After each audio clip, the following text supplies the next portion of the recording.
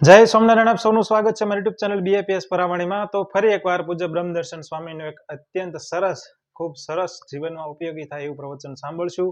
આજના આ પ્રવચનમાં આપણે ભૌતિક સુખ અને આધ્યાત્મિક સુખ વચ્ચેનો જે તફાવત છે એમાં સાંભળશું કે ભૌતિક સુખ એટલે પૈસા પાછળ જે આપણે દોટ મૂકવી છે, પરંતુ ખરેખર પૈસાથી માત્ર આપણને સુવિધા મળે છે પરંતુ શાંતિ નહીં। અને આધ્યાત્મિક દ્રષ્ટિએ આપણે જો જોવા જઈએ તો આધ્યાત્મિકમાં એટલી બધી આંતરિક શાંતિ છે કે જીવન આપણને ખૂબ સરળ દેખાય, જીવન જીવવાની ખૂબ મજા આવે। તો આ બે તફાવત આજે આપણે આ પ્રવચનમાં સાંભળશું। ખૂબ સરસ એવી વાત કરે છે સ્વામી કે 100-200 વર્ષ પહેલા સુવિધા નહોતી પરંતુ શાંતિ હતી, અને અત્યારના સમયમાં પૈસા છે, દરેક સુવિધા આપણા હાથમાં છે, પરંતુ ક્યાંક ને ક્યાંક આપણી માનસિક શાંતિ જે છે આપણે ગુમાવી દીધી છે। ખૂબ સરસ વાત, રમૂજી પ્રસંગો સાથે આજનું આ પ્રવચન છે, એટલે વિડીયો જરૂરથી સંપૂર્ણ જોઈ ચેનલને સબસ્ક્રાઇબ કરજો, વિડીયો લાઈક કરજો, વિડીયો શેર કરજો, નીચે જય સ્વામિનારાયણની કમેન્ટ અવશ્યથી કરતા જજો। તો ચાલો આજનું આ પ્રવચન શરૂ કરીએ। જય સ્વામિનારાયણ। જ્યાં સેંકડો વિદ્યાર્થીઓ આ વિદ્યાનું સંપાદન કરી રહ્યા છે, એવા વિદ્યા ક્ષેત્રના સંકુલની અંદર શ્રીમદ ભગવદ્ ગીતાને આધારે શાંતિનો રાજમાર્ગ એ વિષય 5 દિવસની પ્રવચન માળામાં પ્રથમ દિવસે પધારેલા સૌ ભક્તોને જય સ્વામિનારાયણ। આપ સુધી આ પારણનો સંદેશ પહોંચે તે માટે સંતો, હરિભક્તો, ભાઈ કાર્યકર્તાઓએ અનેક જુદી જુદી રીતે પ્રયાસો કરેલા છે।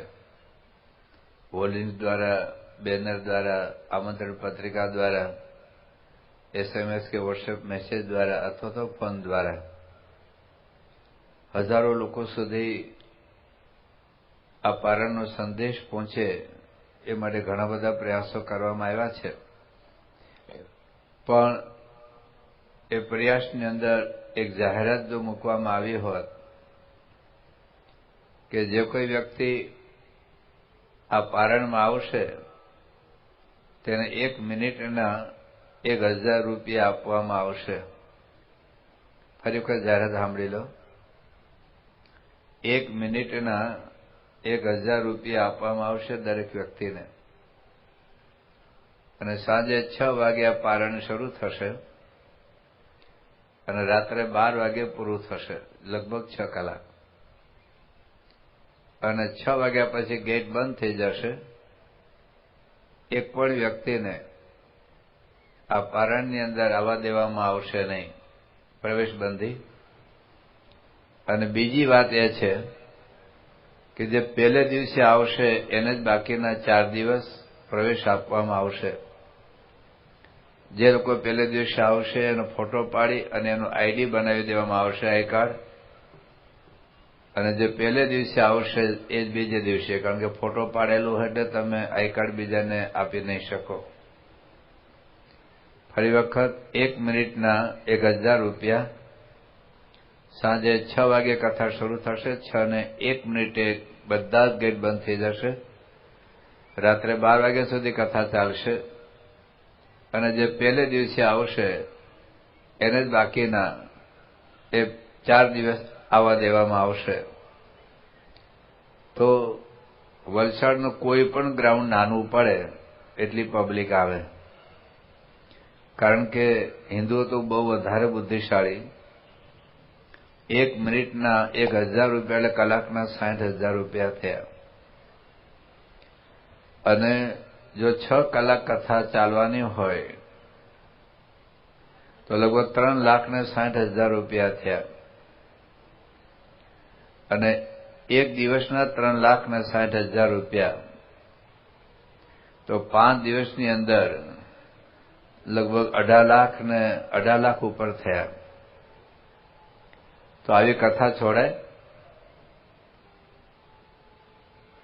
આવી કથાનો લાભ છોડે? આજે તાજું જન્મેલું બાળકે લેતા આવે, કારણ કે ઉંમરની જાહેરાત થઈ નથી, અને જે દાદા દાદી મૃત્યુ પામવાને આરે હોય એટલે એને દાદા દાદીનું ખાટલું અહીં લઈ આવે કે મરતા પહેલા કમાતા જાઓ। એટલું જ નહીં, આપણા સગા સંબંધી આખા ગુજરાતમાં કે ગુજરાતની બહાર, કદાચ દિલ્હી હોય એનાથી પણ બોલાવે. એટલું જ નહીં, આપણી કંપની અંદર કદાચ 500 માણસો કામ કરતા હોય, એના કંઈક તો કથા વાર્તા સાંભળો આવું, તને એક દિવસ આવીશ તો તને 5,000 રૂપિયા આપીશ. કારણ એને તો તમે 5,000 રૂપિયા આપવાના, તમને તો બાકીના 3,55,000 મળવાના હોય. ટૂંકમાં પૈસો હોય તો આપણને સમય મળે, પૈસા મળવાના હોય તો દુકાન વહેલી બંધ પણ થાય. પૈસા ક્યાંક પ્રાપ્ત થતા હોય તો બીજા બધા જ કાર્યક્રમનું આયોજન થઈને આપણે અહીં આવીએ. પૈસાની જરૂર નથી એવું આપણે નથી કહેતા.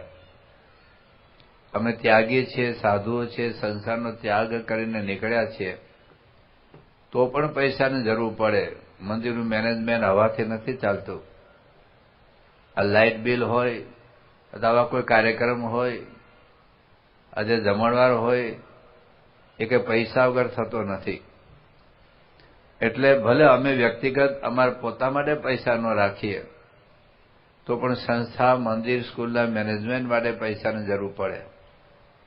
તો તમે તો ગ્રહસ્થ છો, તો કુટુંબ માટે, આજીવિકા માટે, બાળકોને ભણાવવા, ગણાવવા, પરણાવવા માટે પૈસાની તો જરૂર પડે.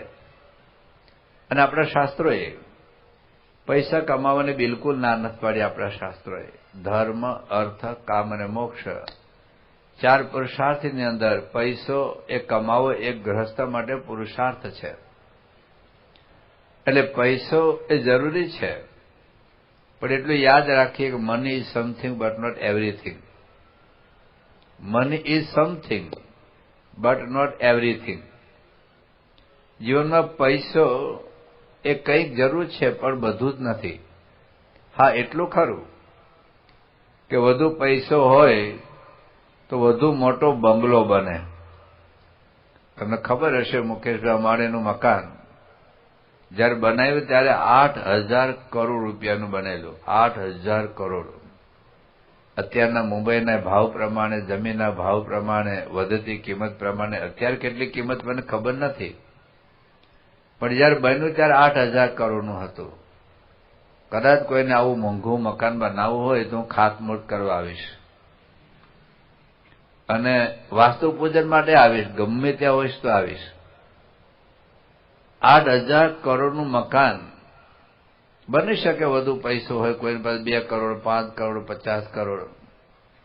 વધુ પૈસો હોય તો વધુ મોટો બંગલો, વધુ મોંઘો બંગલો બની શકે. પણ એટલું તો યાદ રાખવું પડશે કે વધુ મોંઘો બંગલો બન્યા પછી પણ બે ભાઈના સંબંધો સુધરે એવું હોતું નથી. હા, વધુ પૈસો હોય તો વધુ મોંઘી કાર લઈ શકો. 1 કરોડ, 2 કરોડની ગાડી લઈને કોઈ બજારમાં જતો હોય અને તમે દુકાનમાં ઉભા જોયા કરો, મારો વાલો સુખ્યો લાગે, પણ તમને ખબર છે કોર્ટમાં તારીખ પડી છે એટલે જાય છે. એટલે કરોડ રૂપિયાની ગાડીવાળા સુખી હોય છે એવું નથી હોતું. હા, વધુ પૈસો હોય તો વધુ મોંઘી ઘડિયાળ ખરીદી શકો. 2001માં બેલ્જિયમની અંદર એક ભાઈને ત્યાં પૂજ્ય ડોક્ટર સ્વામી સાથે અમે જમવા ગયેલા. એને અમને ઘડિયાળ બતાવી અને પૂછ્યું, સ્વામી આની કિંમત કેટલી? મેં કીધું અમને શું ખબર પડે. એમને પૂછ્યું કે આ ઘડિયાળ કેટલી? તો 7.5 કરોડ રૂપિયાની ઘડિયાળ. ટાઈમ તો હરખો જ બતાવે. 40 રૂપિયાનું ઘડિયાળ હોય કે ચાલે 7.5 કરોડની ઘડિયાળ. પછી પૂછ્યું કોની છે? કે મારા ભાઈની છે. મેં કીધું ભાઈ ક્યાં છે? તો કે જેલમાં છે. 2 વર્ષ એના ભાઈ જેલમાં રહેલા. હા, વધુ પૈસો હોય તો વધુ મોંઘું બાથરૂમ, વધુ મોંઘું ટોયલેટ બને. મેં એક ટોયલેટ જોયેલું 48 કરોડ રૂપિયાનું. હું સાચું બોલું છું, મારું ઉપલો માળ ખાલી નથી. અને આ સભામાં લગભગ મારા જેવો કોઈ ભાગ્યશાળી નહીં હોય કે જેને આટલું મોંઘું ટોયલેટ જોવા મળ્યું હોય. અંદર જવા તો ના જ મળે, પણ 48 કરોડનું ટોયલેટ જેને જોયું હોય આંખથી, હો, વોટ્સઅપમાં નહીં. એવો કદાચ હું એકલો જ ભાગ્યશાળી હોઈશ આ સભામાં. પરમ પૂજ્ય પ્રમુખ સ્વામી મહારાજનું નામ એ વર્લ્ડ ગિનીઝ રેકોર્ડ બુકમાં આવેલું 2002માં. આમ તો ઘણીવાર આવેલું છે, પણ એમાં વિશિષ્ટતા એ હતી કે પૃથ્વી ઉપર 6 અબજ માણસો એ વખતે જીવતા હતા. તો વિશેષ કરીને પૃથ્વી ઉપર એવી 20 વ્યક્તિને લોકોએ શોધી કાઢી જેનો પ્રભાવ દુનિયાના લાખો લોકો પર હોય. કદાચ આ સદીની અંદર વાત હશે, પણ તમને બહુ આશ્ચર્ય થશે કે 20 વ્યક્તિમાં 12 વ્યક્તિ તો મૃત્યુ પામેલી, 8 જ વ્યક્તિ જીવંત હતી. ભારતમાં 2 જ વ્યક્તિ, ગાંધીજી અને પ્રમુખ સાહેબ મહારાજ. ગાંધીજી તો મૃત્યુ પામેલા. તો પૃથ્વી પર 20 પ્રભાવશાળી વ્યક્તિ, એમાંના એક આપણા ગુરુ પ્રમુખ સાહેબ મહારાજ હતા. એટલે સારંગપુરની અંદર આ વર્લ્ડ ગિનીઝ રેકોર્ડ બુક એ પુસ્તક આવ્યું એટલે મેં જિંદગીમાં ક્યારે જોયું નહોતું, એટલે હું જોવા ગયો. પ્રમુખ સ્વામી મહારાજ માટે શું લખ્યું છે એ જોવા માટે હું ગયો, અને તો 2-2 લીટી લખેલી મેં જોયું. પછી હું પેજ ખોલતો હતો કે આમાં શું છે. તો એક પેજ ઉપર લગભગ પોણો પેજ એ ટોયલેટનો ફોટો હતો, અને નીચે એની કિંમત લખેલી ડોલરમાં. એ વખતના ભાવ પ્રમાણે મેં રૂપિયામાં કન્વર્ટ કર્યું તો 48 કરોડ રૂપિયાનું ટોયલેટ. 48 કરોડ અને સમથિંગ ઉપર કંઈક 48 કરોડનું ટોયલેટ. આમાં યોગી બાપા એવું કહેતા કે શુભ સંકલ્પો કરવા. એટલે મેં શુભ સંકલ્પ કર્યો કે જિંદગીમાં એકવાર ટોયલેટ જોવું. અને 2002માં મેં સંકલ્પ કરેલો, અને 2004માં મારે હોંગકોંગ જવાનું થયું. હોંગકોંગની અંદર આગલે દિવસે સભામાં મેં વાત કરી કે તમારા દેશમાં 48 કરોડનું ટોયલેટ છે. બીજે દિવસે અમે પધરામણે નીકળ્યા. પેલા કાર્યકરે મને પૂછ્યું, સ્વામી તમારે ટોયલેટ જોવું છે? મેં કહ્યું એટલા માટે જ હોંગકોંગ આવ્યો છે. કથા પ્રવચન તો તમે સીડી કે પ્રવચન દ્વારા સાંભળી શકશો. તો પછી મને કે સ્વામી આપણે પધરામણી પૂરી કરીને પછી ટોયલેટ જોવું છે કે પહેલા? મેં કહ્યું પહેલા, કારણ કે મને ભુજનો ભૂકંપ યાદ હતો. ભુજના ભૂકંપ વખતે અંજારની અંદર 26મી જાન્યુઆરીએ પ્રાથમિક શાળાના બાળકો એ પ્રભાત ફેરી માટે નીકળેલા અંજારમાં, અને એમાં અચાનક ભૂકંપ થયો 8:45, 26મી જાન્યુઆરી 2001.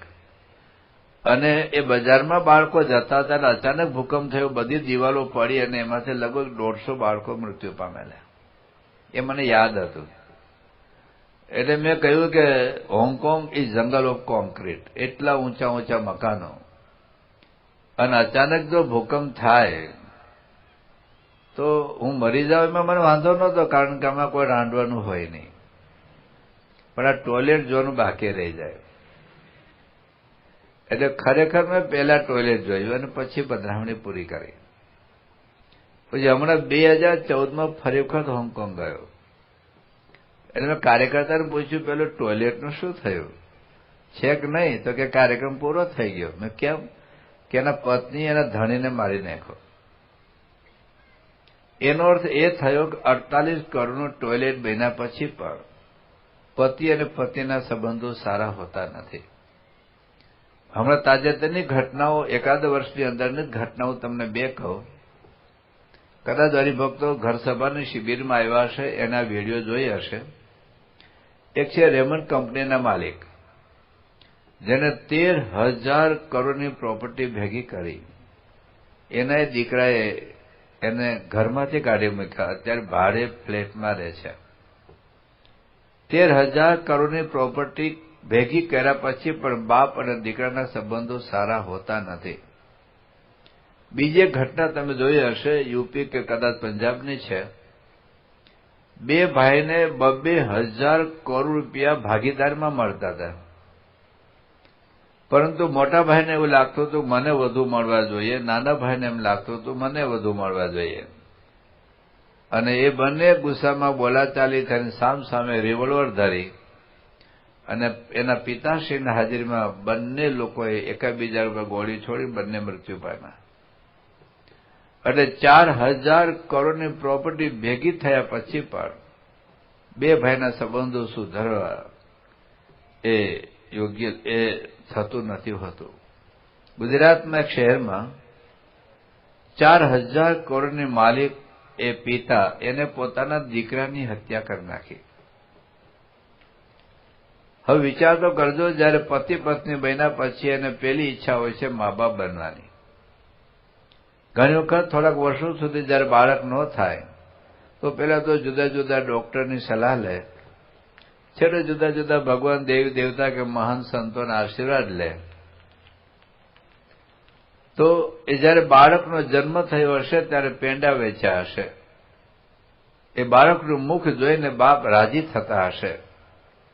કદાચ નાનો બાળક ખોળો બગાડે, ખભો બગાડે તો પણ એના બાપે એના દીકરાને થપ્પડ નહીં માર્યું હોય. એના બાપને રોજ સ્કૂલમાં મૂકવા જતા હશે શરૂઆતમાં બાઇક લઈને. એ દીકરાને ભણવા માટે મોંઘી સ્કૂલ કે મોંઘા ટ્યુશન પસંદ કર્યા હશે. મોટો થયા પછી વરનો બાપ થઈને દીકરાની જાનમાં ગયા હશે. એના પિતાએ દીકરાના લગ્ન પછી એક ભવ્ય રિસેપ્શનમાં લાખો રૂપિયા ખર્ચ્યા હશે. એવું તે શું બન્યું કે 4,000 કરોડની મિલકતનો માલિક એના સગા દીકરાને મારી નાખે. આવી ઘટનાઓ જયારે આપણે સમાજમાં જોઈએ છીએ ત્યારે આપણને ખ્યાલ આવે છે કેવળ પૈસો એ શાંતિનો રાજમાર્ગ નથી. ટૂંક સમયમાં પહેલા બનેલી ઘટના કદાચ તમે સાંભળી હશે. 1 કરોડના કેટલા ઘોડા હતા એની પાસે, 50 લાખ, 90 લાખ, કરોડ, 2 કરોડની કેટલી ગાડીઓ હતી એની પાસે, લાખ, 2 લાખ, 10 લાખ, 12 લાખના કેટલાક બાઇક હતા એની પાસે, 1,000 કરોડની પ્રોપર્ટી હતી એની પાસે. દર વર્ષે 10 કરોડ રૂપિયા મોજશોખ અને વિશે ભોગ માટે વ્યક્તિ ખર્ચતો હતો. 10 કરોડ.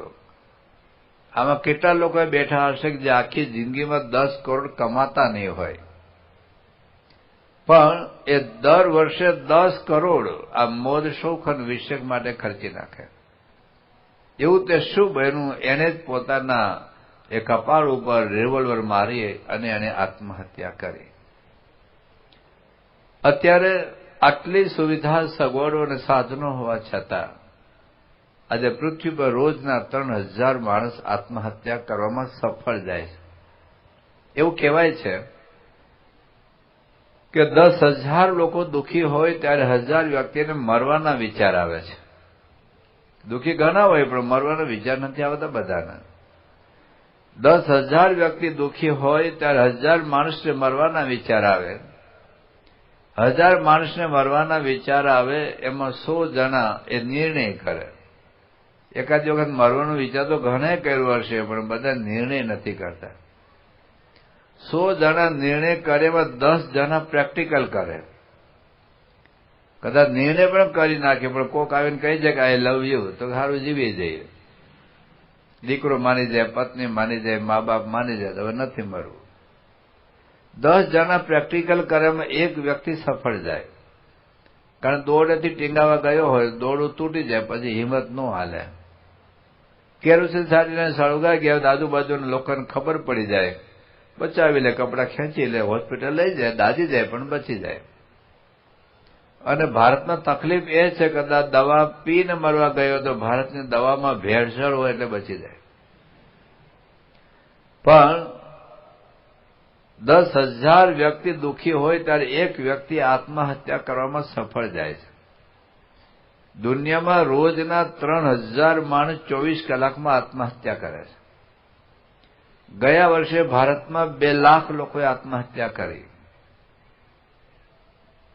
અને એમાં 1,20,000 આત્મહત્યા કરનારની ઉંમર છે ફક્ત 14 વર્ષથી માંડીને 29 વર્ષ સુધી. એવો તો કયા દુઃખો પડ્યા છે આપણને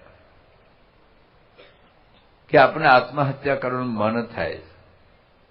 તમે જોજો ભારતમાં ક્યારે છાપામાં વાંચ્યું ને એવું કે ભિખારી ક્યારે પંખે ટીંગાણો. બિચાર પર પંખો જ ન હોય તો ટીંગાઈ ગયા. ભારતમાં 9 કરોડ ભિખારી છે, કોઈ આત્મહત્યા નથી કરતા. ભારતમાં 25 કરોડ લોકો એવા છે જેને દિવસમાં એકવાર પેટ ભરેલું ખાવા મળતો નથી. ભારતમાં કરોડો માણસો ઝૂંપડામાં સૂઈ જાય છે, લાખો માણસો ફૂટપાથ ઉપર સૂઈ જાય છે. એટલે આપણા મનની જે ભ્રમણાઓ છે કે વધુ પૈસો તો વધુ સુખ, વધુ પૈસો તો વધુ શાંતિ. હા, વધુ પૈસો તો વધુ સુવિધા જરૂર છે. વધુ પૈસો એ તો વધુ મોંઘા આધુનિક સાધનો જરૂર વસાવી શકો છો, પણ એનાથી શાંતિ થાય છે એવી કોઈ ગેરંટી નથી. તમે જોજો, આજે 100 વર્ષ પહેલા, 200 વર્ષ પહેલા આપણા દાદા દાદી પાસે શું હતું? આ 5 દિવસની કથા એ મોજશોખ માટે નથી. આ 5 દિવસની કથા કોઈ મનોરંજન માટે નથી. આ શાયરી, ગઝલ કે જોક્સનો કોઈ પ્રોગ્રામ નથી. આ અંતરદ્રષ્ટિ માટે છે. જે દિશામાં આપણે દોડી રહ્યા છીએ અને જે દિશામાં આપણા દીકરા દીકરીને ધક્કો મારી રહ્યા છીએ અથવા તો એ દિશામાં ખેંચી રહ્યા છીએ, is it a right direction? આ વિચારવા માટે, અંતરદ્રષ્ટિ માટે, એક શાંતિનો સાચો રાજમાર્ગ શોધવા માટે આપણે ભેગા થયા છે. તો વિચારજો, રાત્રે ઘેર જઈને ઠંડુ તરબૂચ ખાઈને થોડુંક વિચારજો કે ચાલો 200 વર્ષ પહેલા તમારા દાદા દાદી પાસે શું હતું, એના મકાનો કેવા હતા, એની ગાડી કેવી હતી, લાઇટ નહોતી એટલે ફ્રીજ નહોતું, ટીવી નહોતું, મોબાઈલ તો હતો જ નહીં. 200 વર્ષ પહેલા આપણા દાદા દાદીના રસોડા કેવા હતા, બેડરૂમ કેવા હતા, મકાનો કેવા હતા, કઈ સગવડ હતી. અને 200 વર્ષ પછી અત્યારે આપણી પાસે શું નથી? હા, કદાચ ઘણા ખરા મધ્ય વર્ગના હશે, કદાચ ઘણા ખરા ઝૂંપડામાં કે કાચા મકાનમાં રહેતા હશે, કદાચ ઘણા ખરા પાસે કદાચ ગાડી કે 4 વ્હીલ કે 2 વ્હીલર પણ નહીં, કદાચ સાયકલ ફરતા હશે. પણ મોટા ભાગના લોકો જે છે શહેરમાં કે વગેરેમાં, કરોડ, 2 કરોડ, 5 કરોડ, 10 કરોડના લોકો, બંગલા તો ઘણા બધા લોકોને છે.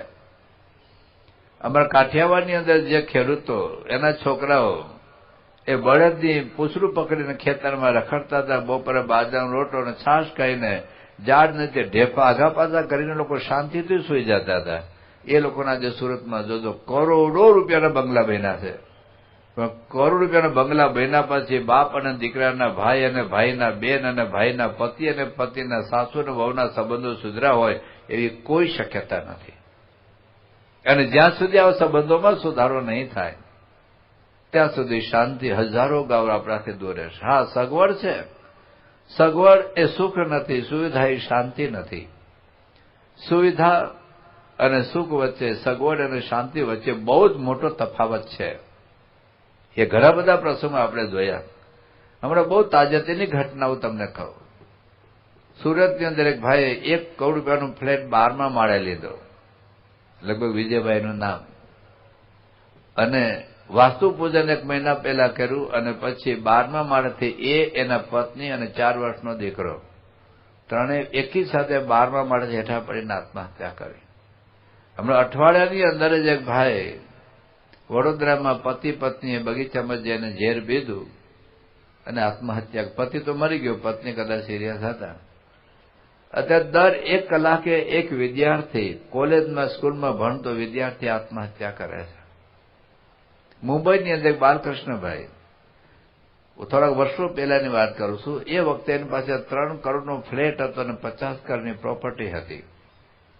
એની ઉંમર 47 વર્ષની હતી, ડાયાબિટીસ નહોતો, કોઈ રોગ નહોતો શરીરમાં. એના પત્ની 45 વર્ષના, દીકરી 19 વર્ષના, અને એમણે એ 8મા માળેથી પડીને આત્મહત્યા કરી. 6 વર્ષ પહેલા એના મા બાપે ત્યાંથી જ આત્મહત્યા કરેલી અને પ્રસાદેલી જગ્યાથી આ લોકોએ આત્મહત્યા કરી. એના મા બાપ મરતા પહેલા એક ચિઠ્ઠી લખીને ગયેલા કે દીકરાના વહુના ત્રાસથી કંટાળીને અમે આત્મહત્યા કરીએ છીએ. એ સુસાઇડ નોટને આધારે લોકો ઉપર કેસ થયેલો. 30મી એપ્રિલમાં ચુકાદો આવવાનો હતો. 28મી એપ્રિલે આ લોકોએ 3 જણે આત્મહત્યા કરી. કુટુંબના 5 જતા રહ્યા. 3 કરોડનો ફ્લેટ, 50 કરોડની પ્રોપર્ટી વાપરશે કોણ?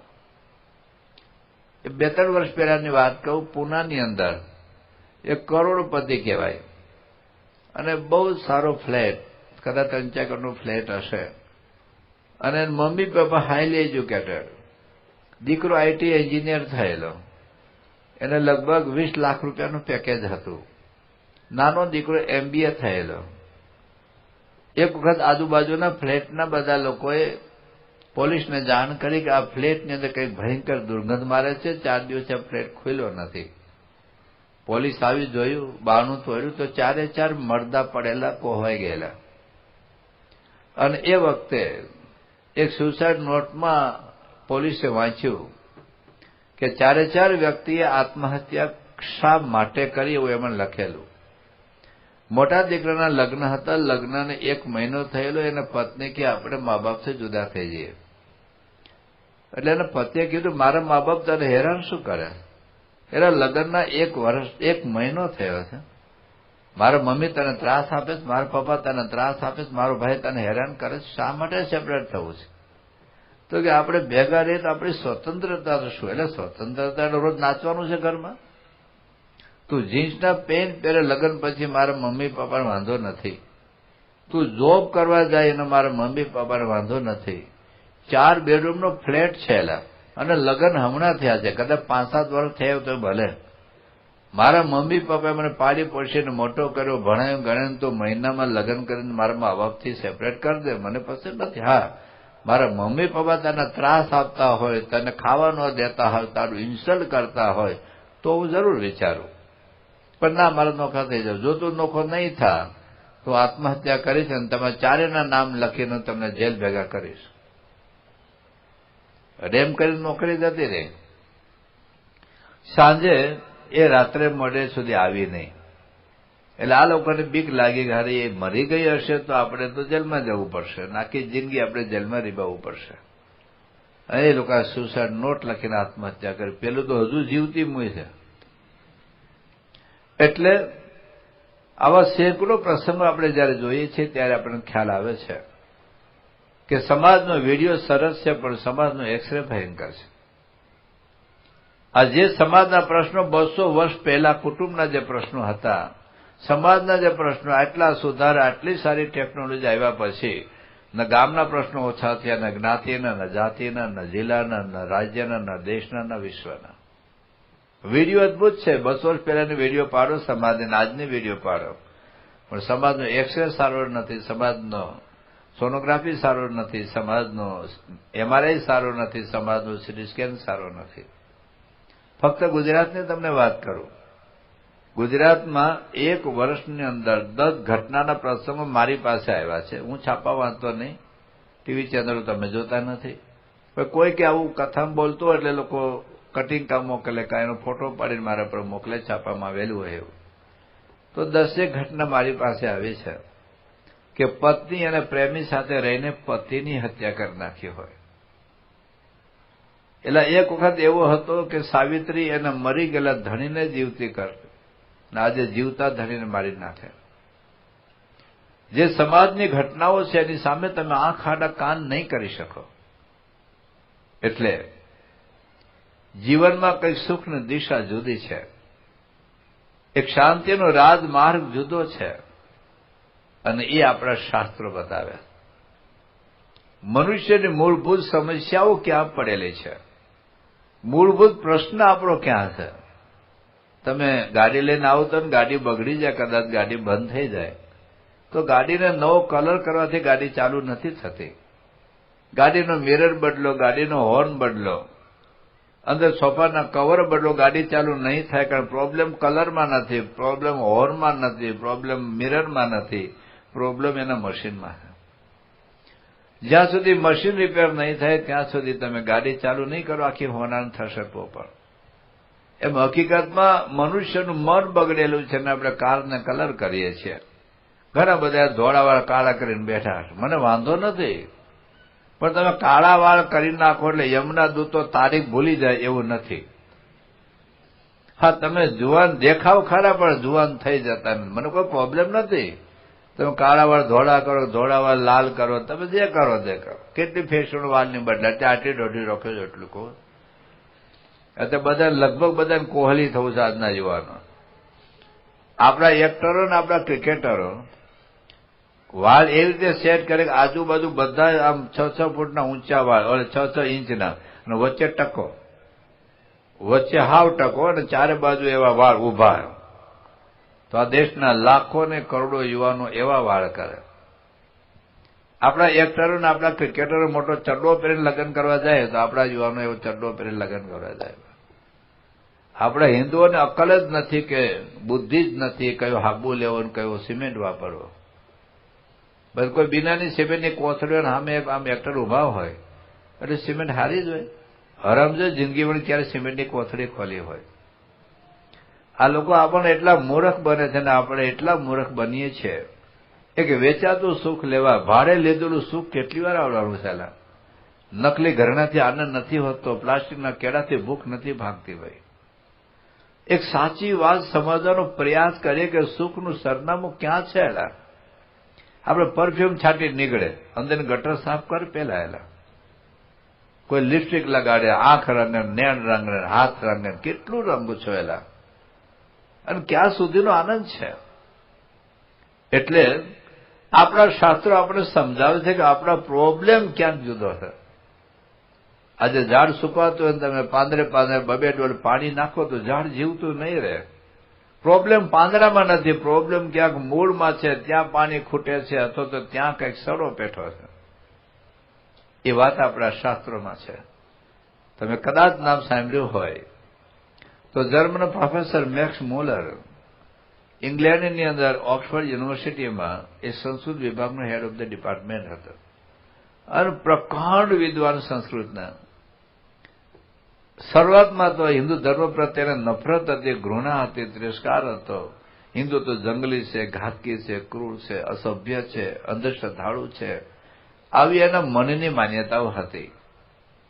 પણ હિન્દુ શાસ્ત્રોને અંગ્રેજીમાં ભાષાંતર કરવા માટે એને પ્રયત્ન કર્યો. લગભગ 49 જેટલા હિન્દુ શાસ્ત્રોના ગ્રંથોને અંગ્રેજીમાં ભાષાંતર કર્યું, કરાયું, લખ્યું, લખાયું. એમ જેમ જેમ હિન્દુ શાસ્ત્રો વાંચતા ગયા તેમ તેમ અંદરથી ભાઈ પીગળતા ગયા. અને 1882માં જયારે ભારત દેશ અંગ્રેજોની હુકુમત નીચે ગુલામ હતો એ વખતે ઇંગ્લેન્ડથી આઈસીએ થયેલા અધિકારીઓ આ દેશના સંચાલન માટે આવવાના હતા. એ વખતે બ્રિટિશ સરકારે મેક્સ મુલરને આમંત્રિત કર્યા કે તમે અમારા આઈસીએ થયેલા સંચાલકો દેશના ભારત દેશમાં જવાના છે તો ભારત દેશ શું છે, ભારતના લોકો શું છે, ને રીત રિવાજો શું છે, ને પ્રણાલિકાઓ શું છે એને સમજાવો તો ત્યાંના લોકોને કેવી રીતે ટેકલ કરવા એ ફાવે. અને મેક્સ મુલરે 7 પ્રવચનો આપ્યા છે અને એનું સંપાદિત પુસ્તક એ લોકોએ પ્રકાશિત કર્યું છે. એ પુસ્તકનું નામ છે India what it can teach us. Bharat આપણને શું શીખવી શકે. ભારત આપણને શું શીખવી શકે એ પુસ્તકની અંદર એ મેક્સ મુલર એવું કહે છે કે if I were asked under what sky the human mind has most deeply pondered on the greatest problems of life and found a solution which well deserve the attention even of those who have studied Plato and Kant, I should point to India. એવું કહે છે કે જો મારી જાતને મને જો પૂછવામાં આવે, કોઈક મને પૂછે કે મનુષ્યની મૂળભૂત સમસ્યાઓનું ચિંતન અને એનો ઉપાય દુનિયાના કયા દેશના લોકોએ કર્યો છે તો I should point to India. હું ભારત બતાવીશ કે ભારતના લોકોએ, ભારતના ઋષિઓએ, ભારતના મહાન પુરુષોએ પોતાની પ્રજ્ઞાનો ઉપયોગ કરીને આપણી સમસ્યાઓ ક્યાં છે અને એનો ઉકેલ શું છે એનું શોધી કાઢ્યું છે.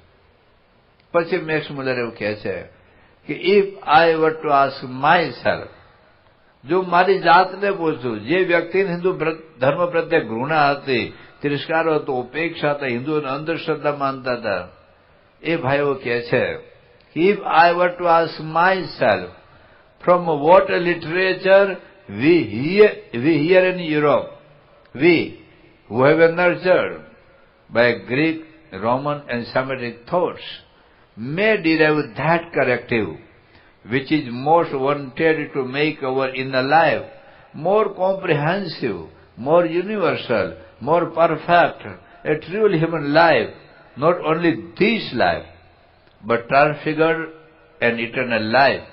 Again, I should point to India. એ કહે છે કે જો મારી જાતને પૂછ્યું, આપણે યુરોપવાસીઓ જેનું આજ સુધી પોષણ રોમન ગ્રીક સંસ્કૃતિના ગ્રંથોથી અથવા સેમેટિક ધર્મ એટલે ક્રિશ્ચિયાનિટી, મુસ્લિમ અને જીવ, એના ગ્રંથોથી આપણું નૈતિક પોષણ થયું છે. એવા આપણા જ યુરોપવાસીઓને દુનિયાના કયા દેશના શાસ્ત્રમાંથી આપણું જીવન ભવ્ય બને, દિવ્ય બને, સ્વાદિતા યુક્ત બને અને પૂર્ણ બને એવું માર્ગદર્શન આપણને મળી શકે એવા દુનિયાના કયા દેશના શાસ્ત્રો છે? તો again I should point to India. ફરી વખત ભારત દેશ બતાવો. પણ દુઃખની વાતો એ છે હિન્દુઓ કે આપણને આપણી ગરિમા નથી, આપણને આપણું ગૌરવ નથી. તમે નાની પાલખીવાળું નામ સાંભળ્યું છે? એક ભારતના જેનિયસ વ્યક્તિ, ઇન્ટેલેક્ચ્યુઅલી જાયન્ટ્સ કહેવાય. અમેરિકા ખાતે ભારતના એક વખતના એલચી હતા. બહુ મોટા અર્થશાસ્ત્રી લોયર હતા. ભારત દેશનું કેન્દ્ર સરકારનું બજેટ બહાર પડે એના બહુ જ મોટા મોટા ઉદ્યોગપતિઓ એનું પ્રવચન 100% સાંભળે. પરમ પૂજ્ય પ્રમુખ સ્વામી મહારાજને 1985માં ગુણાતીતાનંદ સ્વામી દીક્ષાતાજી મહોત્સવ નિમિત્તે પધારેલા, ત્યારે મળેલા અને સ્વામીના જીવન, પવિત્રતા અને કાર્યથી ખૂબ પ્રભાવિત હતા. એ નાની પાલખીવાળા એક પુસ્તક લખ્યું છે, પ્રાઇસલેસ હેરિટેજ ઓફ ઇન્ડિયા. એમાં એ નાની પાલખીવાળા લખે છે, આપણી આંખ ઉઘાડે નાખ્યા એવી એને વાત કરી છે. It has been my long standing conviction that India is like a donkey carrying a sack of gold. The donkey does not know what it is carrying, but is content to go along load on its back. Bharat દેશ ગધેડા જેવો છે, એટલે કે ભારતના લોકો ગધેડી જેવા છે કે જેમ ગધેડા ઉપર સોનાની ઈંટો હોય અને બીજા ગધેડા પર કદાચ માટીના માટલા હોય, ગધેડા શું ફરક છે? એ સોનાની ઈંટો લઈને જતો હોય કે માટીના માટલા લઈને જતો હોય, એનો તો કોઈ ફરક નથી. એનો એટલો જ ફરક છે કે મારી માલિકનો જે વજન છે એવું લઈને એના ઘેર સુધી પહોંચાડું. તો ભારત દેશ ગધેડા જેવો, એટલે કે આટલો ભવ્ય વારસો, આટલો અમૂલ્ય વારસાનું આપણે વહન કરીએ છીએ, પણ નથી એનો આપણને કોઈ આનંદ, નથી એની કોઈ ગરિમા, નથી એની કોઈ અસ્મિતા. એનું મૂળ કારણ શું છે? એને એક બહુ અદભુત વાત કરી છે અમેરિકાનો લેખક છે રિઝવાન સલીમ. રિઝવાન સલીમ નામ ઉપરથી કદાચ જ્યુઝ હોય અથવા મુસ્લિમ હોય, પણ આપણી આંખ ઉઘાડે એવી વાત કરી છે. બધા 5 દિવસમાં આપણી આંખ ખુલી જાય એવું કંઈક આપણે સાંભળીશું અને સાંભળ્યા પછી કંઈક નિર્ણય કરીશું, તો જ એ કંઈક આપણને ફાયદાકારક થશે. હું 1 કલાક આઈસ્ક્રીમ ઉપર પ્રવચન કરું, હાર્મોનિયમ, તબલા, વાયોલિન, સિતાર, ગિટાર, મંજીરા સાથે અને દુહા, છંદ, સાચીઓ, કડીઓ, જોક, શાયરી, ગઝલ સાથે 1 કલાક હું આઈસ્ક્રીમનું પ્રવચન કરું, પણ હું 1 ચમચી નાખો અને તમે 1 ચમચી નાખો તો લાભ કોને થાય? હજારો પારણો ભારત દેશમાં થાય. અત્યારે કોઈ પણ શહેરમાં જાઓ, ક્યાંક ભાગવત, ક્યાંક રામાયણ, ક્યાંક ગીતા, ક્યાંક ઉપનિષદ, ક્યાંક ને ક્યાંક બેનર હોય જ. છેલ્લા કેટલા વર્ષોથી ભારતમાં કેટલા વક્તાઓ કેટલું બોલે છે ને આપણે કેટલું સાંભળીએ, પણ જ્યાં સુધી સાંભળ્યા પછી આપણે નિર્ણય નહીં કરીએ ત્યાં સુધી ત્યાંને ત્યાં જ રહેવાના. તો રિઝવાન સલીમ આપણે આંખ ઉઘાડી વાત કરે છે કે but one of the principal treasuries of contemporary India is that majority of even educated Hindus do not possess deep and extensive knowledge of their culture, and they do not give an evidence of intensely felt cultural pride. એ આધુનિક ભારતની સૌથી વધારે કરુણજનક ઘટના શું છે? મારા દેશની કરુણજનક ઘટના હું જાણું છું. મારા દેશની સ્વતંત્રતાને 70 વર્ષ પૂરા થયા છતાં હમણાં મેં વાત કરી, આ દેશમાં 9 કરોડ ભિખારી છે, 25 કરોડ લોકોને દિવસમાં 1 વાર પેટ ભેટલું ખાવા મળતું નથી. આ દેશના કરોડો માણસો ઝૂંપડામાં સૂઈ જાય છે, લાખો માણસો ફૂટપાથ ઉપર સૂઈ જાય છે. હજુ હજારો ગામડામાં લાઇટ નથી ગઈ, પાણી નથી, સ્વાસ્થ્ય સુવિધા નથી, શૌચાલય કોઈ વ્યવસ્થા નથી. આટલી ગરીબ પરિસ્થિતિ હોવા છતાં મારા દેશના ગરીબ નેતાઓના અબજો રૂપિયા સ્વિટ્ઝરલેન્ડ બેંકમાં છે. આ દેશની સ્વતંત્રતાના 70 વર્ષ પૂરા થવા છતાં દેશના 30%થી વધારે લોકોને એબીસીડીનું એ ખબર નથી, કને કાંઈની ક ખબર નથી. પરંતુ આ ભાઈ અમેરિકન લેખક શું કહે છે કે ભારતની સૌથી વધારે કરુણજનક ઘટના એ છે કે ભારતના હિન્દુ ધર્મ વિશે કશું જાણતા નથી. અને ભણેલા ઘણા આશ્ચર્યની વાત એ છે, but one of the principal tragedies of India is that majority of even educated Hindu. હા, ભારતના અભણ ભરવાડો ઘેટા બકરા ચારતા હોય એને તો વેદો ઉપનિષદ ન ખબર સ્વાભાવિક છે. અભણ ખેડૂતો હળ હાંકતા હોય એને તો આપણા શાસ્ત્રોને ગતાગમ ન હોય ખબર છે. જે મામલો લોકો ડામરનું કામ કરતા આદિવાસી લોકો એને આપણા શાસ્ત્રોની ખબર ન હોય સ્વાભાવિક છે. પણ દુનિયાની અંદર હિન્દુ ડોક્ટરો કેટલા, હિન્દુ એન્જિનિયરો કેટલા, હિન્દુ વકીલો કેટલા, હિન્દુ સી એમબી આઈએસ ઓફિસર કેટલા, હિન્દુ પ્રિન્સિપાલ કેટલા. પૂછો એ લોકોને 5 ઉપનિષદના નામની ખબર છે? મારે આંગળું જે નથી કરાવ્યું, અહીં જેટલા તમે બેઠા છો તમારી છાતી પર હાથ મૂકીને આપણે 5 ઉપનિષદના નામની ખબર છે? ચાલો, 5 ઉપનિષદના નામની ખબર નથી હિન્દુઓ. બહુ દુઃખદ ઘટના છે. હું દર વખતે હું વાત કરું, હિન્દુઓને 2 મુખ્ય તકલીફ છે. એક તો હિન્દુ ગરીબ બહુ. દુનિયામાં આટલી ગરીબ પ્રજા મેં દુનિયામાં ક્યાંય જોઈ નથી. હું બધા દેશમાં નથી ગયો, લગભગ 43 જેટલા દેશોમાં ગયો છું, પણ આટલા હિન્દુ જેટલા ગરીબ, હું સુદાન પણ ગયો છું, સુદાનની ગરીબી મેં જોઈ છે. એક પાકું મકાન નહોતું. હું જયારે સુદાન દેશ ગયો, આફ્રિકાનો એક દેશ છે, એક પાકો રસ્તો નહોતો. એ દેશમાં, આખા દેશમાં લાઇટ નથી. હવે ત્યાં યુનો વાળા મદદ કરે છે, થોડું થોડું શરૂ થયું, પણ હિન્દુ જેટલા ગરીબ ક્યાંય નથી. હિન્દુ 2-5 કરોડનો બંગલો જરૂર બનાવી શકે, પણ હિન્દુ એ 50 રૂપિયાનું ભાગવત ન લઈ શકે, 25 રૂપિયાનું રામાયણ ન લઈ શકે. હિન્દુ પોતાના દીકરા દીકરાના લગ્નમાં અથવા તો રિસેપ્શનમાં 2-5 કરોડ જરૂર ખર્ચી શકે. હમણાં એક લગ્ન થયા આપણા સત્સંગીના હતા, 5 કરોડ ખર્ચા. 5 કરોડ. એક ભાઈ લગ્ન કર્યા રાજસ્થાનમાં 100 કરોડ, એક ભાઈ લગ્ન કર્યા દિલ્હીમાં 250 કરોડ, એક ભાઈ લગ્ન કર્યા મુંબઈની અંદર 500 કરોડ. અને લગ્ન પાછી પાછું રિસેપ્શન ગોઠવે, જાણે કે સિંહણ પકડીને લાવ્યા હોય ને એમ. બસ સિંહણ પકડીને લાવ્યો છે એટલે બહુ મોટું સાહસ કર્યું. પણ એના ઘરમાં ભાગવત નહીં હોય, રામાયણ નહીં હોય. જોજો, 2-5 ગાડીઓ હશે, મોબાઈલ હશે, ફ્રીજ હશે, પણ ગરીબ હિન્દુના ઘરમાં 10 રૂપિયાની ગીતા નહીં હોય. કેટલા બધા હિન્દુ ગરીબ છે, 5 રૂપિયાની તમે શિક્ષાપત્રી નહીં લઈ શકો. ઘણા હિન્દુઓને એવો દાવો છે કે શિક્ષાપત્રી તો સાવધાનવાળાને છે. તો ગુજરાત સમાચાર તમારા માતાજીનો આવે,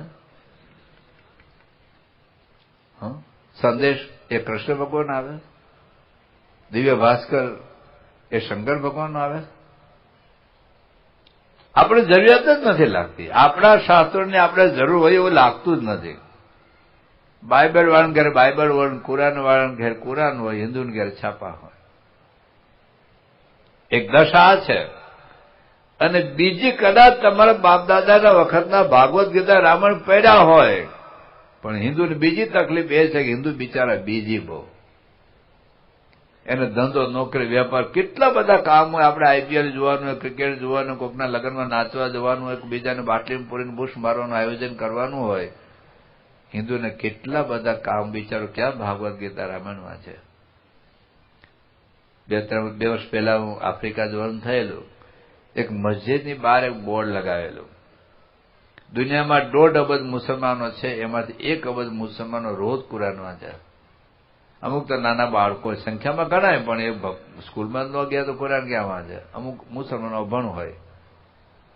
પૃથ્વી પર 1.5 અબજ મુસલમાનમાંથી 1 અબજ મુસલમાનો કુરાન નિયમિત વાંચે છે. પૃથ્વી પર 1 અબજ હિન્દુઓમાંથી વેદો કેટલા વાંચ્યા? ચાલો, ભાગવત કેટલા વાંચ્યું? રામાયણ કેટલા વાંચ્યું? ગીતા કેટલા વાંચી? શિક્ષાપત્રી કેટલા વાંચી? હિન્દુઓને બહુ જરૂરિયાત નથી લાગતી. અને એટલે જ આ કે છે રિઝવાન સલીમ કે ભારતનો ભણેલો ગણેલો હિન્દુ પણ હિન્દુ ધર્મ કશું જાણતો નથી. ત્યાં તમારા દીકરાને પૂછો, બેટા તું હરિશ્ચંદ્ર વિશે 10 મિનિટ બોલ. ચાલ, નળ રાજા વિશે 10 મિનિટ બોલ. રામ, લક્ષ્મણ, ભરત વિશે તું કંઈક બોલ બેટા. તમારા દીકરીને ઘેર જઈને પૂછો, સીતા, અનુસૂયા, સાવિત્રી, દમયંતી, તારામતી વિશે તમારી દીકરી શું જાણે? આપણે જ આપણી ઘોર ખોદી છે ભાઈ. એ પ્રસંગ આવીએ જ આવશે. મારે બહુ મોક્ષની વાત નથી કરવી. આપણે મોક્ષ જોઈતો જ નથી હિન્દુઓને. ભગવાન ધામજન કરવાનું હોય, ત્યાં આઈપીએલ નો હોય, ક્રિકેટ નો હોય, ખાન ફેમિલીના પિક્ચરો ન હોય. આપણે અક્ષરધામના કોઈ ભગવાનના ધામમાં જવું જ નથી, પૃથ્વી પર જ જીવવું છે. પણ પૃથ્વી પર જીવવું જો શાંતિ માટેના આપણા પ્રયાસ હોય તો શાંતિની સાચી દિશા ક્યાં છે, કોને બતાવી છે? શાસ્ત્રના નામે આપણે એટલા પાછા, ભારતમાં 2 લાખ મદરેસાઓ છે, એના દીકરાનું કુરાન ગોખાવે છે.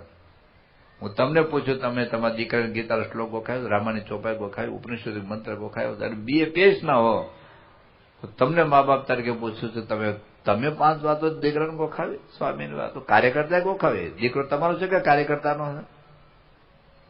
પણ આપણને જરૂરિયાત નથી લાગતી. એટલે આપણા શાસ્ત્રોએ દુનિયાને જે માર્ગદર્શન આપ્યું છે એની વાતો આવતા દિવસોમાં કરતા રહીશું. પણ આજે આપણે જે 5 દિવસની જે વાત કરવી છે, ભગવદ્ ગીતાની વાત કરવી છે. ભગવદ્ ગીતા એ વિશ્વભરના લાખો નોન હિન્દુ લોકોએ વાંચ્યા. દુનિયાભરની મોટાભાગની ભાષામાં ભગવદ્ ગીતાનું ભાષાંતર થયું છે. હા, આપણે કોઈ જગ્યાએ એવું નથી ગયા એક હાથમાં તલવાર એક હાથમાં ગીતા વાંચ નથી, કાપી નાખીશ, મારી નાખીશ. કોઈ જગ્યાએ આપણને ધાક ધમકીથી કે પ્રલોભન આપીને આપણે કોઈને ગીતા પકડાવી નથી. પણ ભગવદ્ ગીતાનું સત્વ એવું છે, તત્વ એવું છે કે લોકો આપોઆપ એ પ્રત્યે આકર્ષાયા છે અને આપોઆપ એ લોકોએ વાંચ્યું છે. એટલે ભગવદ્ ગીતા દુનિયાને લાખો લોકોની શાંતિનો રાજમાર્ગ બતાવતી રહી છે. ભારત ખાતેના પ્રથમ ગવર્નર વોરેન હેસ્ટિંગ્સે લખ્યું છે કે long after the British Empire has been wiped out from the face of the earth, the Bhagavad Gita will continue to give consolation, peace to mankind. આ બ્રિટિશરો એમ માનતા કે દુનિયાને શાંતિ અમે આપીએ, દુનિયાને સુખ અમે આપ્યું. એ લોકોને જ માન્યા હતા. ભારતના એક વખતના વડાપ્રધાન, એને બ્રિટિશ સરકારે કંઈક માનદ ડોક્ટરેટની ડિગ્રી આપેલી. તો બ્રિટિશમાં જઈને, ઇંગ્લેન્ડમાં જઈને આવું પ્રવચન કર્યું કે જો અંગ્રેજો તમે લોકો અમારા દેશમાં ન આવ્યા હોત તો અમને જીવતા જ ન આવડત. હવે મુહૂર્ત કહેવાય ને, એટલે તો રામને જીવતા નહોતું આવડતું, કૃષ્ણ જીવતા નહોતું આવડતું, નરસિંહ મહેતા મીરાબેન જીવતા નહોતું આવડતું, હરિશ્ચંદ્ર તારામતીને નર દમયંતીને જીવતા નહોતું આવડતું. એટલે અંગ્રેજી જ આપણે જીવતા શીખવાડ્યું. પણ લોકો ડોક્ટરેટની ડિગ્રી આપે ને હિન્દુ ધર્મની ભારત દેશની ગોળ ખાધવા લોકો તૈયાર છે. પણ આ વોરેન હેસ્ટિંગ્સ એવું કહે છે કે long after the British Empire has been wiped out from the face of the earth, આખી પૃથ્વી ઉપર બ્રિટિશ સામ્રાજ્યનો અસ્ત આવી જશે. અને એના પછી પણ ઘણા વર્ષો પછી long after the British Empire has been wiped out from the face of the earth, the Bhagavad Gita will continue to give the consolation, peace to mankind. Bhagavad Gita વિશ્વના લાખો લોકોને શાંતિનો રાજમાર્ગ દેખાડતી રહેશે. ભગવદ્ ગીતા વિશે વિશેષ વાત કરતા પહેલા ભગવદ્ ગીતા આપણા હાથમાં કેવી રીતે આવી એને પૂર્વ ભૂમિકા તરફ આપણે જવું છે. એટલું તો તમને ખ્યાલ હશે, હિન્દુએ મહાભારત તો વાંચ્યું નહીં હોય કારણ કે ઘરમાં મહાભારત થતું હોય. પણ એક સિરિયલ વાળે આપણા પર એટલો ઉપકાર કર્યો, 2 કે 3 વખત એ મહાભારતની સિરિયલ બહાર પડી અને સિરિયલને આધારે થોડોક ઘણો ખ્યાલ આવ્યો. સિરિયલમાં તો ઘણું બધું મોડિફિકેશન કર્યું, નાટ્યાત્મક રૂપ આપવું હોય એટલે, પણ થોડો ખ્યાલ તો આપણને છે કે મહાભારતના યુદ્ધની અંદર અર્જુનભાઈ, અર્જુનલાલ, અર્જુનચંદ્ર, અર્જુન કુમાર કે હવે મારે યુદ્ધ નથી કરવું, અને અર્જુનને ઉભા કરવા માટે કૃષ્ણ ભગવાને જે ઉપદેશ આપ્યો એ છે ભગવદ્ ગીતા. એનો અર્થ એ થયો કે જો મહાભારતનું યુદ્ધ ન થયું હોત તો ભગવદ્ ગીતા આપણા હાથમાં ન આવત. કારણ કે તો પ્રશ્ન તો બનવાનો અર્જુનને ઉભા કરવાનો. એટલે મહાભારતના યુદ્ધમાં 2 બાબત બની છે. હિન્દુ તરીકે આપણને ખ્યાલ હશે કે સમુદ્ર મંથન થયેલું દેવો અને દાનવો વચ્ચે. એ સમુદ્ર મંથનની અંદર એ ઝેર પણ મળેલું ને અમૃત પણ મળેલું. હા, ઝેર શંકર ભગવાન પી ગયા ને અમૃત એ દેવોને આપ્યું. પણ સમુદ્ર મંથનમાં સારી વસ્તુ પણ મળી ને ખરાબ વસ્તુ પણ મળી. એ મહાભારતના યુદ્ધમાં ઝેર એ હતું કે 48 લાખ મનુષ્યની હત્યા થઈ. મહાભારતના યુદ્ધમાં 48 લાખ લોકો મૃત્યુ પામ્યા. કેટલી પત્નીઓ વિધવા થઈ હશે, કેટલા વૃદ્ધ મા બાપ દીકરા વગરના થયા હશે, કેટલા નાના બાળકો બાપ વગરના થયા હશે. લોહીની નદીઓ વહી અને પછી પાંડવોને રાજ્ય મળ્યું. આ ભયંકર હોનારત હતી. અને બીજી બાજુ આ ઝેર હતું સમાજ. બીજી બાજુ મહાભારતના યુદ્ધને લીધે માનવ જાતને ભગવદ્ ગીતા મળી. આ ગીતામૃતમ આ એક અમૃત હતું.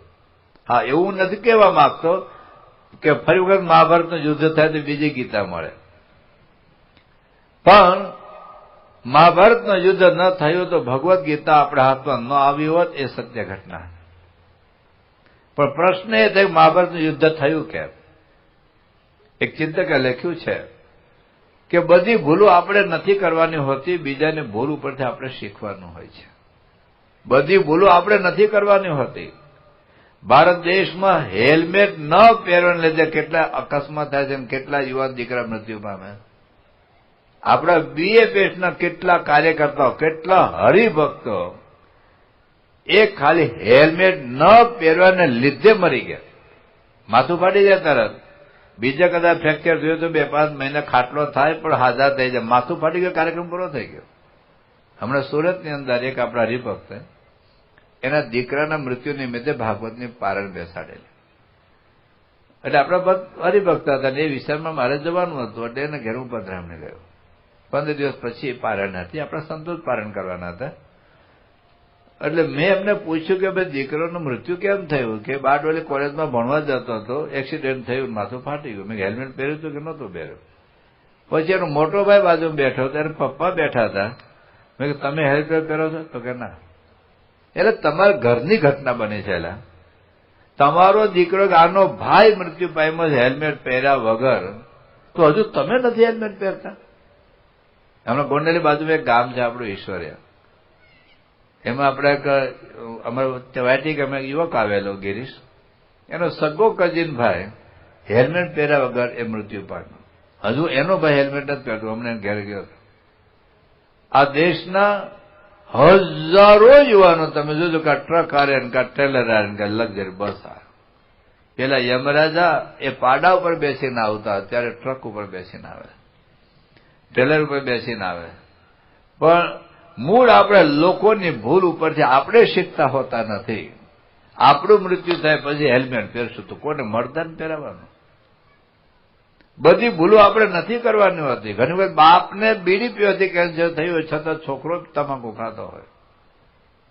ચિંતક એવું લખે છે કે બધી ભૂલો આપણે નથી કરવાની હોતી. કોકની ભૂલો ઉપરથી સાવધાન થઈ જવું શીખી જાય. જેટલા બેઠા છે ડોક્ટર સાહેબ અમે કેટલી વખત કહે છે ભાઈ સાહેબ તમારા દીકરાઓને બાઇકની ચાવી આપતા પહેલા હેલ્મેટ આપો, અને હેલ્મેટ ન પહેરે ત્યાં સુધી એને હેલ્મેટ કિક ન મારવા દો. દર વખતે એક્સિડન્ટ નથી થતા, પણ થયા પછી આપણું કશું રહેતું નથી આપણું.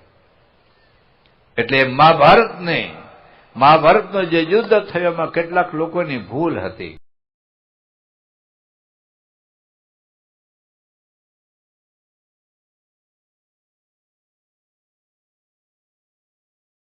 જોઈને રે ભક્તો, આજના પ્રવચનમાં આપણે ખૂબ સરસ વાત પૂજ્ય બ્રહ્મદર્શન સ્વામીની સાંભળી કે ભૌતિક સુખ અને આધ્યાત્મિક સુખમાં કેટલો બધો તફાવત છે. કે ભૌતિક સુખથી માત્ર આપણને સુવિધા મળે, શાંતિ નહીં. પરંતુ શાંતિ મેળવવા માટે આપણે ક્યાંક ને ક્યાંક આધ્યાત્મિક તરફ વળવું પડે છે. એક સાચા ગુરુના શરણે જવું પડે છે અને ભગવાન ઉપર ભરોસો રાખવો પડે છે. આ 3 મુખ્ય વાત ભગવદ્ ગીતામાં પણ ખૂબ સરસ રીતે કીધી છે કે આપણે અત્યારે શાંતિ માટે માત્ર ને માત્ર આધ્યાત્મિક દ્રષ્ટિ એટલે કે ભગવાન તરફ આપણે વળવું જોઈએ. એક ખૂબ સરસ વાત આ પ્રવચનમાં આપણે શીખ્યા. રમૂજી પ્રસંગો સાથે આજનું આ પ્રવચન હતું, અને આવા જ પ્રવચનો જોવા માટે અમારી ચેનલ સાથે જરૂરથી જોડાયેલા રહો. ચેનલને સબસ્ક્રાઇબ કરો, વિડીયો લાઈક કરો, વિડીયો શેર કરો. તો મળીએ એક નવા જ પ્રવચનમાં. ત્યાં સુધી આપ સૌને જય સ્વામિનારાયણ.